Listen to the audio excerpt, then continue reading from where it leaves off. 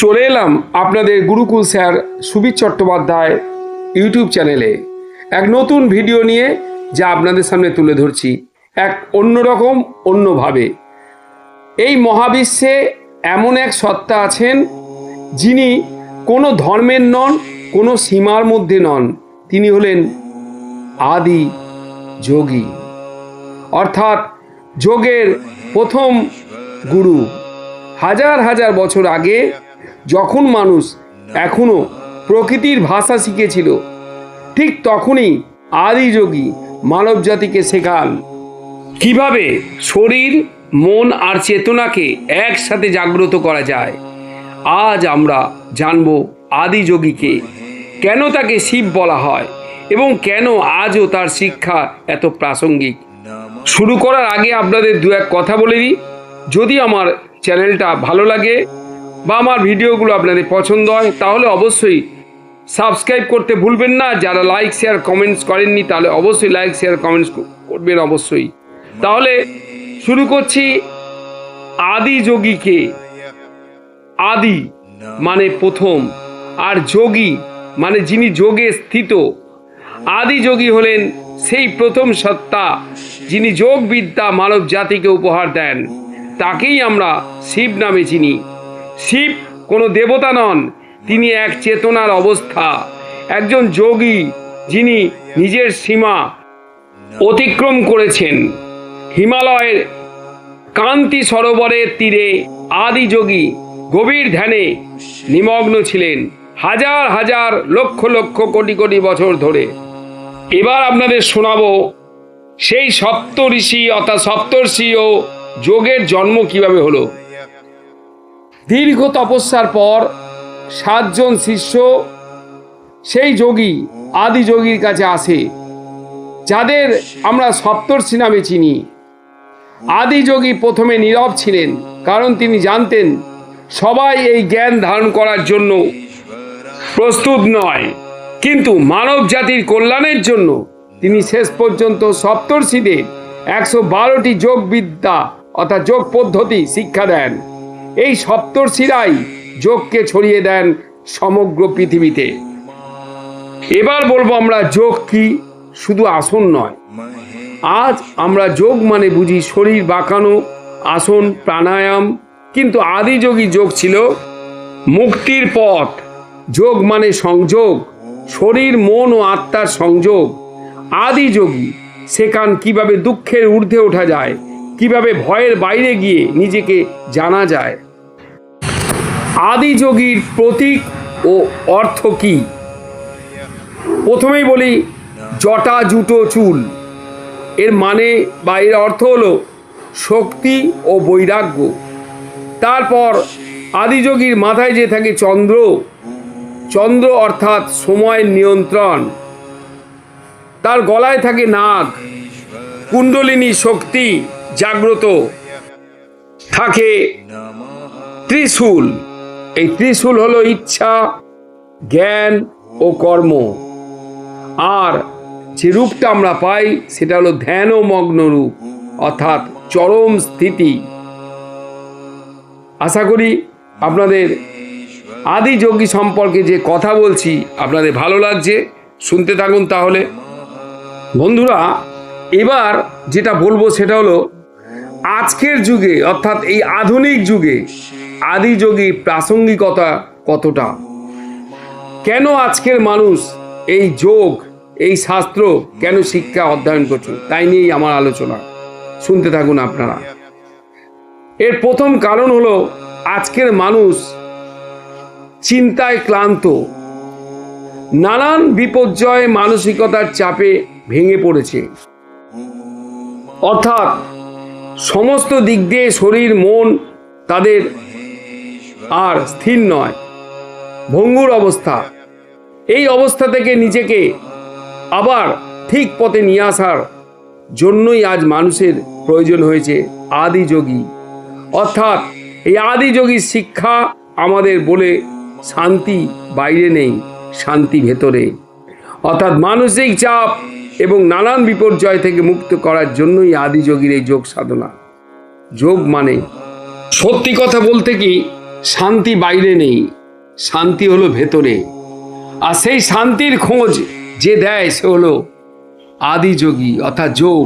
যোগ মানে জীবন থেকে পালানো নয়, যোগ মানে জীবনকে সম্পূর্ণভাবে অনুভব করা, যারই নাম আদিযোগী। আজ আমি আপনাদের সামনে তুলে ধরলাম। আশা করি আপনাদের এই ভিডিওটা দেখলে অনেক কিছু জানতে পারবেন, বুঝতে পারবেন, শিখতে পারবেন।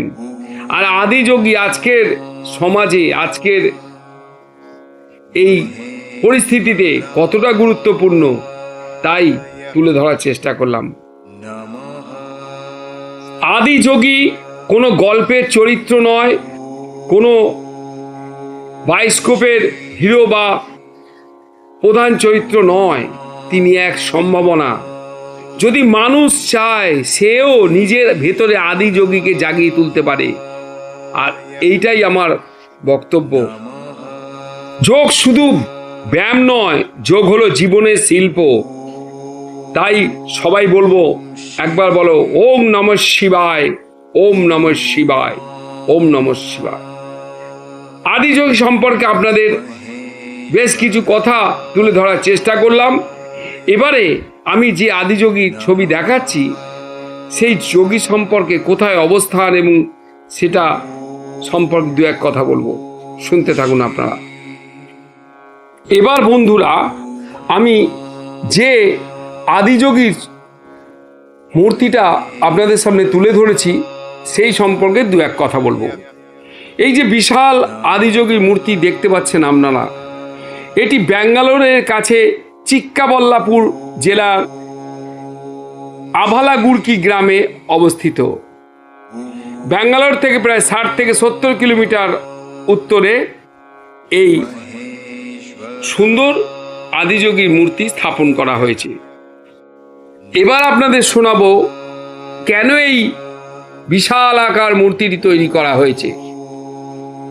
এই মূর্তি শিবকে বা আদিযোগীকে প্রতিনিধিত্ব করে, যাকে প্রথম যোগী হিসাবে ধরা হয়, যিনি মানব জাতিকে যোগের জীবন দর্শন ও অভ্যাস শিক্ষা দিয়েছেন। মূর্তিটি তৈরির উদ্দেশ্যই হলো মানুষকে যোগ আত্ম উন্নয়নের দিকে অনুপ্রাণিত করা। এবার বলবো এই মূর্তিটি কতটা উচ্চতা, কত আকৃতি। এই আদিযোগী মূর্তি 112 ফুট উঁচু, যা মানুষের মনোচেতনার 112টি যোগ পথ ও অনন্ত সম্ভাবনার প্রতীক হিসাবেই চিহ্নিত করা হয়েছে। এই মূর্তির উদ্বোধন হয়েছিল 15ই জানুয়ারি 2023-এ। অনুষ্ঠানে উপস্থিত ছিলেন কর্ণাটকের মুখ্যমন্ত্রী ও সদ্গুরু জাগজি বসুদেব।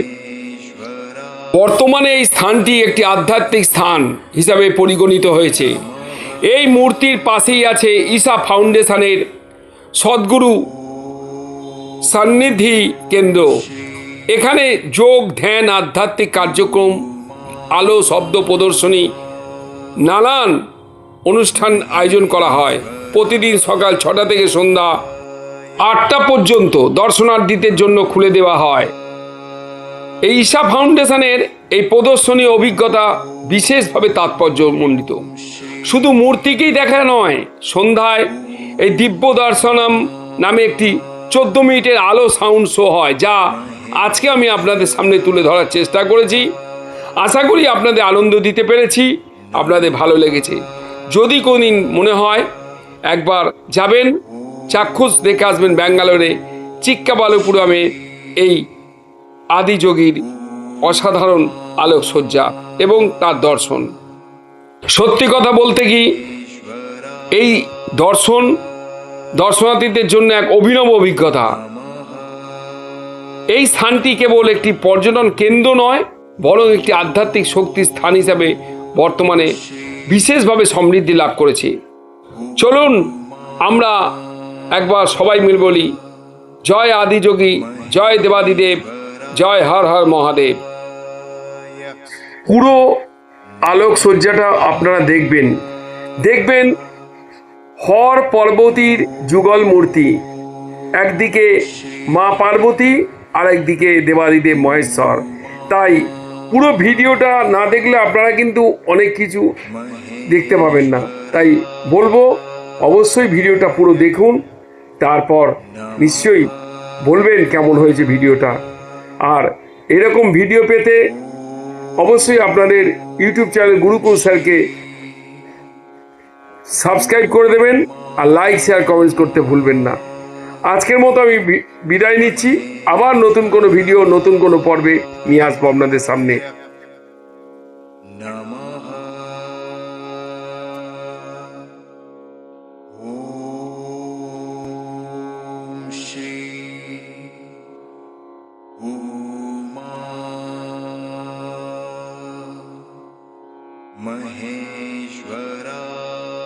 महेश्वराय नमः। ॐ श्री उमा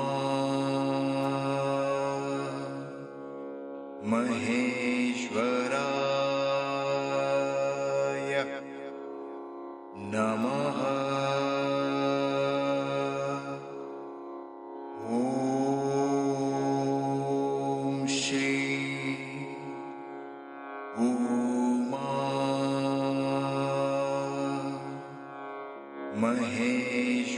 महेश्वराय नमः। ॐ श्री उमा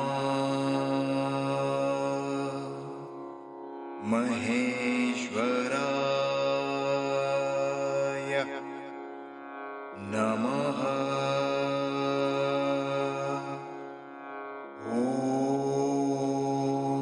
ॐ श्री उमा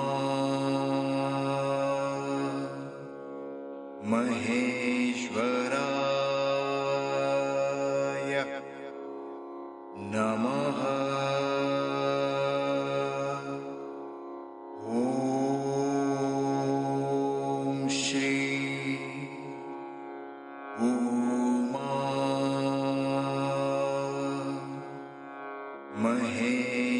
महेश्वराय नमः।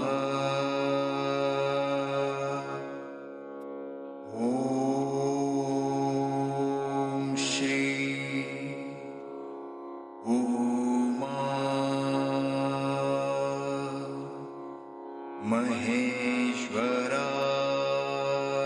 महेश्वराय नमः। ॐ श्री उमा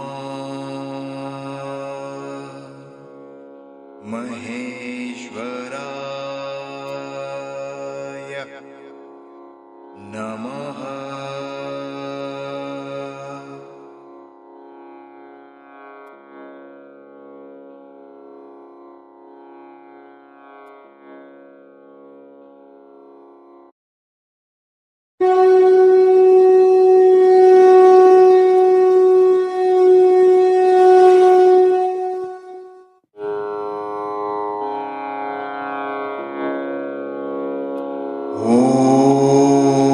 ॐ श्री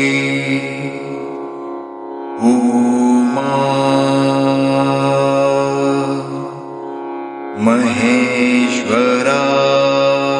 महेश्वराय नमः। ॐ श्री उमा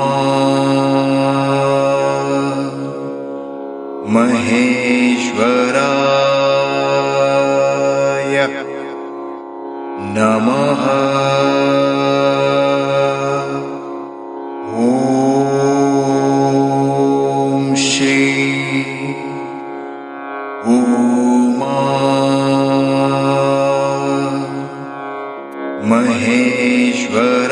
महेश्वराय नमः।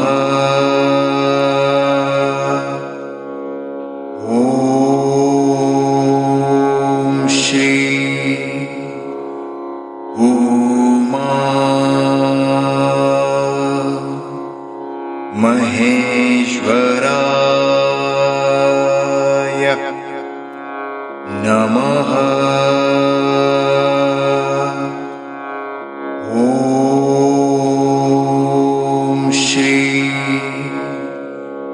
उमा महेश्वरी